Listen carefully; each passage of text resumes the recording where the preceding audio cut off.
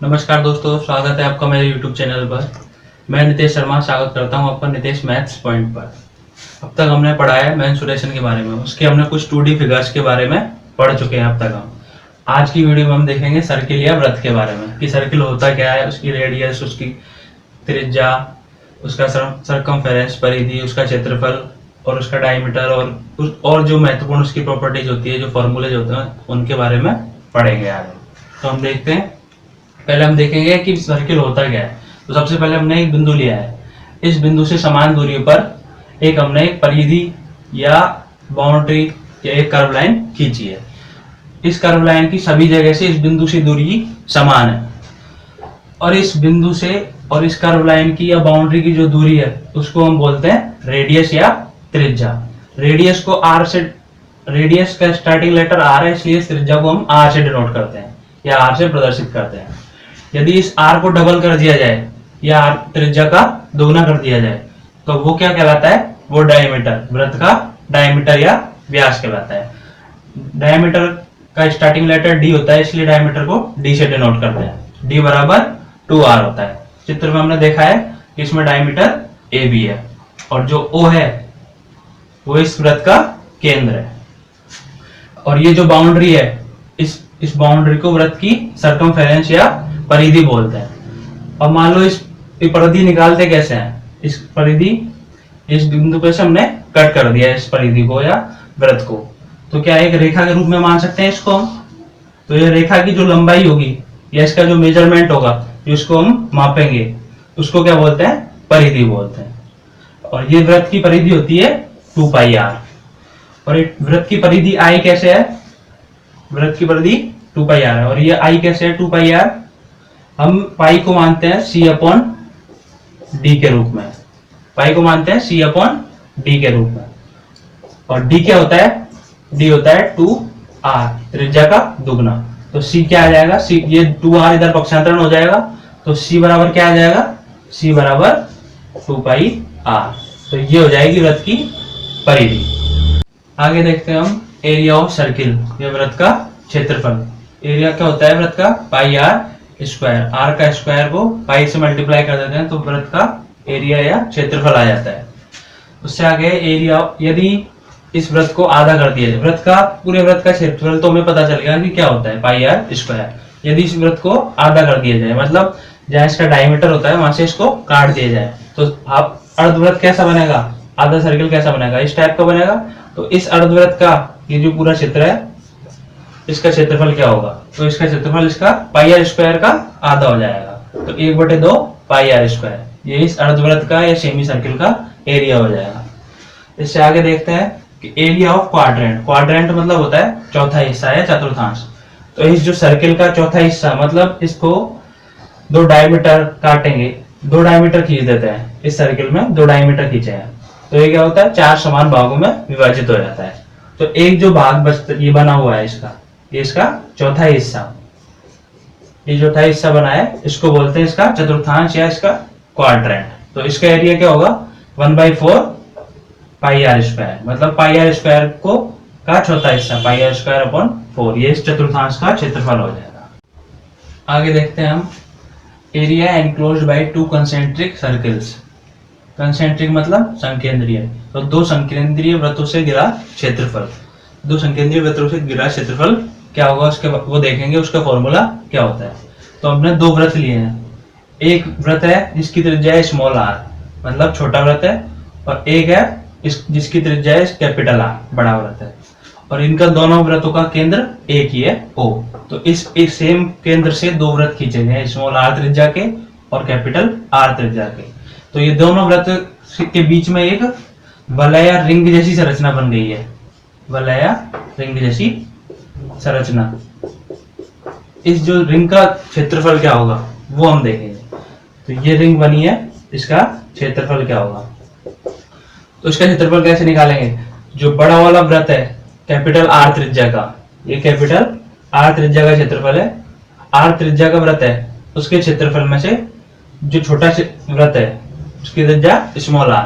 तो बड़े वृत्त के क्षेत्रफल में से छोटे वृत्त का क्षेत्रफल घटा देंगे तो क्या आ जाएगा? इस वलय का या रिंग का क्षेत्रफल आ जाएगा और यही हमको निकालना है। तो क्या देखें एरिया बराबर, तो इस वाले का एरिया क्या होगा, एरिया बराबर pi R square, pi capital R square minus pi small R square. बड़े वृत्त के क्षेत्रफल में से छोटे वृत्त का क्षेत्रफल घटा दिया है। तो आगे इसको एक्सटेंडेड फॉर्म में बदलेंगे तो क्या होगा, पाई कॉमन लिया दोनों में, पाई से में पाई कॉमन लिया तो R square capital R square minus small R square. और हम ये जानते हैं कि R square minus R square, इसको और आगे कैसे बदल सकते हैं, ये जानते हैं कि ए स्क्वायर माइनस बी स्क्वायर बराबर क्या होता है, ए प्लस बी मल्टीप्लाई ए माइनस बी। इसको हम ऐसे लिख सकते हैं। तो ये भी तो यही फॉर्म है same, R capital R square minus small R square. तो इसको कैसे लिख देंगे आगे, pi R plus R multiply R minus R, मतलब capital R plus R multiply capital R minus R. ये इसका एक्सटेंडेड है, आगे मॉडिफाई करेंगे तो ये इसकी फॉर्म आ जाएगी अगली। आगे देखते हैं हम वृत्त का चाप या आर्क ऑफ सर्किल क्या होता है, इसके बारे में देखेंगे। और वृत्त की जीवा या कॉर्ड ऑफ सर्किल क्या होती है, इन दोनों के बारे में हम देखेंगे। तो एक हमने वृत्त लिया है, उसका केंद्र बिंदु है O। अब इस वृत्त के थोड़ा सा पार्ट हमने कट कर लिया है, ये थोड़ा सा पार्ट हमने कट कर लिया, इसको अलग कर लिया। तो ये जो थोड़ा सा पार्ट है वृत्त का या सर्किल का थोड़ा सा पार्ट है, इसको ही हम क्या बोलते हैं, आर्क बोलते हैं। आपने देखा होगा हम कभी कंस्ट्रक्शन करते हैं या कोई बिल्डिंग बनती है तो उनमें बोलते हैं कि हम आर्क लेते हैं, जैसे ये एक आर्क ली और ये एक आर्क ली। और हम प्रकार से भी एक आर्क बनाते हैं, ये आर्क बनाते हैं कि आर्क, इसी को आर्क बोलते हैं क्योंकि ये जो आर्क है इसी को अगर पूरा करेंगे तो एक सर्किल बन जाएगा। तो ये जो वृत्त का जो थोड़ा सा पार्ट है इसको क्या बोलते हैं हम, वृत्त का चाप या वृत्त की आर्क बोलते हैं। ठीक है, अब आगे देखते हैं वृत्त की जीवा या कॉर्ड ऑफ सर्किल क्या होता है। अब इस एक दूसरा वृत्त लिया है हमने, इसका केंद्र भी O है, इसके हमने 2 पॉइंट लिए हैं, ये 2 पॉइंट ले लिए। ठीक है, अब ये दोनों पॉइंटों को मिला दिया है। तो ये दो वृत्त के 2 पॉइंटों को मिलाने पर जो रेखाखंड बना है इसको हमने नाम दे दिया है AB। तो जो AB रेखाखंड बना है, इस AB रेखाखंड को बोलते हैं वृत्त की जीवा या कॉर्ड ऑफ सर्किल। तो कॉर्ड और आर्क में डिफरेंस समझ में आ गया होगा आपको कि ये जो सर्किल है इसका जो थोड़ा सा पार्ट हमने लिया है उसको क्या बोलते हैं, वृत्त का चाप बोलते हैं। और जो दो बिंदु लिए हैं हमने वृत्त की परिधि पर, और ये दोनों बिंदुओं को मिलाने पर जो रेखाखंड बना है उसको बोलते हैं वृत्त की जीवा या कॉर्ड ऑफ सर्किल। कि जो ये 2 बिंदु हैं उनसे जो रेखाखंड बनेगा वो वृत्त के केंद्र से भी तो गुजर सकता है, ये भी तो पॉसिबिलिटी या संभावना हो सकती है। तो ये जो बनेगा ये मान लिया हमने A और B डैश। ठीक है, तो ये जो जीवा है वृत्त के केंद्र से भी तो निकल सकती है। और इसको हमने क्या बोला था, इसको बोला था डायमीटर। तो अब इससे डायमीटर की दूसरी परिभाषा भी आ गई कि जो वृत्त की जो सबसे बड़ी जीवा होती है उसको क्या बोल सकते हैं, वृत्त का डायमीटर या व्यास। क्योंकि इसमें जो जीवा होती है वो वृत्त के केंद्र से भी गुजर सकती है और ये दोनों बिंदुओं को मिला रही है वृत्त की परिधि पर और ये रेखाखंड बन रहा है, तो इसको हमने डायमीटर बोला था। तो इससे दूसरी परिभाषा बन गई डायमीटर की कि जो वृत्त की सबसे बड़ी जीवा होती है उसको बोलते हैं वृत्त का डायमीटर या व्यास। आगे देखते हैं हम मेजर सेगमेंट या दीर्घखंड, मेजर और माइनर सेगमेंट या लघुखंड क्या होता है। और इसके अलावा और क्या देखेंगे हम, मेजर सेक्टर दीर्घ त्रिज्यखंड और माइनर सेक्टर लघु त्रिज्यखंड, ये चारों चीज क्या होती हैं। तो हमने एक सर्किल लिया है, ठीक है, इसमें इसकी परिधि पर 2 बिंदु लिए हमने, ये दोनों बिंदुओं को मिला दिया है।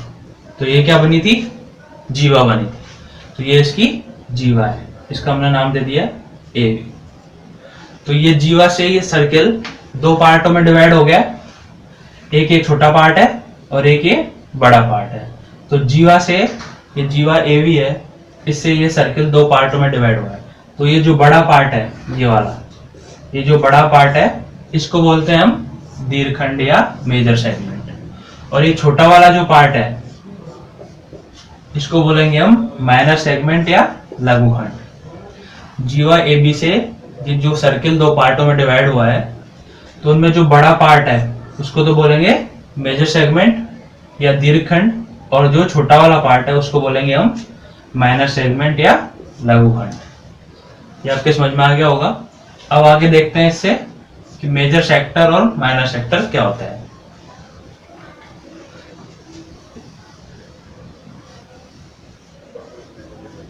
इसके लिए इसको साफ कर रहा हूं मैं। इसमें देखेंगे हम कि मेजर सेक्टर और माइनर सेक्टर क्या होता है, और फिर देखेंगे हम कि सेगमेंट और सेक्टर में क्या डिफरेंस होता है।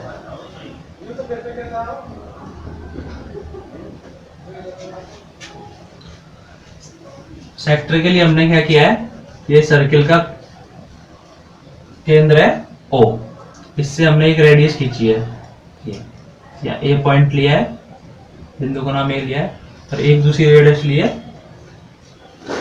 B। तो OA एक रेडियस है और OB एक रेडियस है।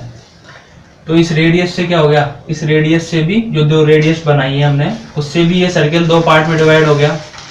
तो रेडियस के कारण ये जो छोटा वाला पार्ट है, तो रेडियस के कारण भी ये दो पार्टों में डिवाइड हुआ है। तो ये जो छोटा वाला पार्ट है उसको क्या बोलेंगे हम, माइनर सेक्टर, और जो बड़ा पार्ट है उसको बोलेंगे हम मेजर सेक्टर। तो रेडियस के कारण जो दो पार्टों में डिवाइड हुआ है सर्किल, उसको हम बोलते हैं सेक्टर। रेडियस के कारण जो पार्ट बना है उसको बोलेंगे सेक्टर। तो छोटे वाला पार्ट होगा उसको बोलेंगे माइनर सेक्टर, और जो बड़ा वाला पार्ट है उसको बोलेंगे मेजर सेक्टर। तो खंड और त्रिज्य खंड में क्या अंतर है कि जो जीवा के कारण जो दो पार्टों में डिवाइड हुआ था सर्किल, उसको बोलते हैं खंड, और जो त्रिज्या के कारण, क्योंकि त्रिज्या के कारण ये दो पार्टों में डिवाइड हो रहा है सर्किल, तो इसको बोल रहे हैं हम त्रिज्य खंड। और इसकी शेप कैसी होती है कि आपने केक देखा होगा, केक को हम क्या करते हैं, एक साइड से कट करते हैं और दूसरे साइड से कट करते हैं, तो इस त्रिज्य खंड जैसी शेप बन जाती है। तो ये जो पार्ट बना है छोटा वाला, तो इसको बोलेंगे हम लघु त्रिज्य खंड, और जो बड़ा वाला पार्ट है उसको बोलेंगे दीर्घ त्रिज्य खंड। और जीवा के कारण दोनों पार्टों की शेप अलग अलग होती है, और त्रिज्या के कारण दोनों पार्टों की शेप अलग अलग है। तो त्रिज्या के कारण जो पार्ट बने हैं इसके, उनको बोलते हैं त्रिज्य खंड, और जीवा के कारण जो पार्ट बनते हैं सर्किल के, उसको बोलते हैं खंड। और दीर्घ त्रिज्य खंड बड़ा वाला पार्ट त्रिज्या के कारण जो बना है, और लघु त्रिज्य खंड छोटा वाला पार्ट जो त्रिज्या के कारण, दोनों त्रिज्याओं के कारण बना है। आगे देखते हैं हम कि चाप जो हमने निकाला था, उसकी चाप की लंबाई, लेंथ ऑफ आर्क कैसे निकालेंगे। और चाप क्या होता है, ये जो परिधि पर तो हमने कट लगाए हैं, तो ये जो पार्ट बना है इसको हम बोलते हैं चाप। तो इसकी लंबाई कैसे निकालेंगे, इसकी लंबाई का फॉर्मूला होता है θ/180 into pi R. Pi R से इसलिए मल्टीप्लाई किया है क्योंकि 2 पाई आर तो इसकी पूरी परिधि होती है, हमें तो बस ओनली इसके इस पार्ट का की लंबाई निकालनी है, इसलिए पाई आर से मल्टीप्लाई किया है। और थीटा ये एंगल है जो दो त्रिज्याओं से बना है इसके केंद्र बिंदु पर। आगे देखते हैं कि एरिया ऑफ सेक्टर, त्रिज्य खंड का क्षेत्रफल। त्रिज्य खंड क्या था, ये दो त्रिज्याएं ली है OA और OB, इनसे जो ये क्षेत्र बना है, तो ये दो भागों में डिवाइड हुआ है सर्किल, तो ये जो खंड बना है ये क्या है, त्रिज्य खंड। तो इसका एरिया कैसे निकालेंगे, θ/360 इंटू पाई आर स्क्वायर। हमने देखा था कि जैसे अर्धवृत्त का एरिया कैसे निकाला था हमने, 1/2 पाई आर स्क्वायर। टोटल एरिया होता है पाई आर स्क्वायर, आधे वृत्त का निकाला था तो 1/2 किया था इसका। और चतुर्थांश का या क्वाड्रेंट का एरिया कैसे निकाला था, पाई आर स्क्वायर का 1/4 किया था। अब हमें ओनली त्रिज्य खंड का एरिया निकालना है। तो त्रिज्य खंड का एंगल क्या है, थीटा, और ये टोटल जो सर्किल का एंगल बनता है वो क्या होता है, 360 डिग्री। सर्किल में टोटल एंगल होता है 360 डिग्री। तो थीटा में 360 का डिवाइड करके उसको अगर पाई आर स्क्वायर उसके जो टोटल एरिया है सर्किल का उससे मल्टीप्लाई कर देंगे तो इस त्रिज्य खंड का एरिया निकल जाएगा। ये एंगल हमने थीटा लिया था। अगर हम ये वाला एंगल लें तो ये इस एंगल से भी इस एंगल को रख के और उसका 360 से डिवाइड करके पाई आर स्क्वायर से मल्टीप्लाई करेंगे तो इस वाले जो दीर्घ त्रिज्य खंड है उसका एरिया आ जाएगा। अब आगे देखते हैं हम एरिया ऑफ सेगमेंट। सेगमेंट क्या था, सेगमेंट था जीवा से जो दो भागों में ये सर्किल होता है उसको बोलते हैं हम सेगमेंट। अब उस सेगमेंट का एरिया कैसे निकालेंगे, तो देखते हैं कि ये दो बिंदुओं को मिलाया है तो ये एक जीवा है, तो ये जो पार्ट बना है उसको बोलेंगे सेगमेंट। और ये टोटल क्या है, त्रिज्यखंड।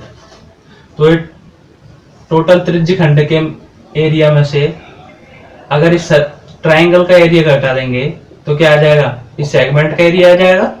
अगर टोटल ये त्रिज्यखंड या सेक्टर है उसके एरिया में से अगर इस ट्राइंगल का एरिया घटा देंगे या माइनस कर देंगे तो इस सेगमेंट का एरिया आ जाएगा। वही हमने इस फॉर्मूले में किया है।